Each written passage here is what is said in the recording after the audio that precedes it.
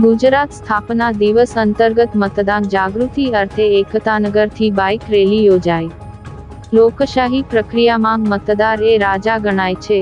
ચૂંટણી સમયમાં ગ્રામીણ મતદારોમાં મતદાન માટે જાગૃતિ લાવવાના ઉમદા આશય સાથે આજરોજ તારીખ 1 મે ગુજરાત સ્થાપના દિવસ નિમિત્તે સ્વીપ એક્ટિવિટીના નોડલ અધિકારી અને જિલ્લા પ્રાથમિક શિક્ષણાધિકારી શિક્ષણ વિભાગના સંયુક્ત ઉપક્રમે વિશ્વ પ્રવાસન સ્થળ એકતાનગર ખાતેથી બાઇક રેલી યોજાઈ,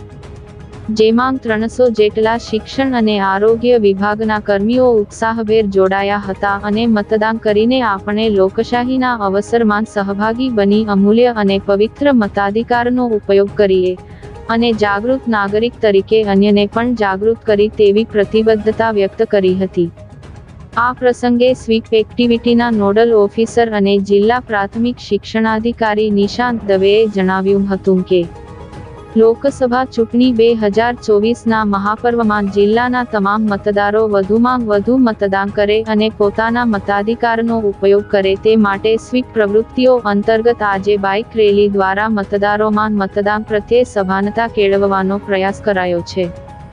1 મે ગુજરાત સ્થાપના દિવસ નિમિત્તે વિશ્વ પ્રવાસન સ્થળ વિશ્વની સૌથી ઊંચી સરદાર પટેલની પ્રતિમા પરેડ ગ્રાઉન્ડ એકતાનગરથી પ્રારંભાયેલી બાઇક રેલી ગોરા બ્રિજ,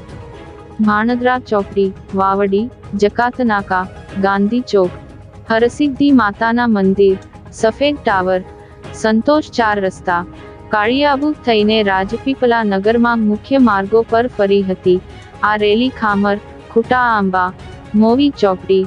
દેડિયાપાડા ગામમાંથી પસાર થઈ ત્યાંથી માતા યાહામોગી દેવમોગરા માતાના મંદિરે પ્રાકૃતિક અને વનરાજીના સાનિધ્યમાં પહોંચી અને ત્યાં સૌએ દર્શન કરી અચૂક મતદાનનો સંકલ્પ કર્યો હતો।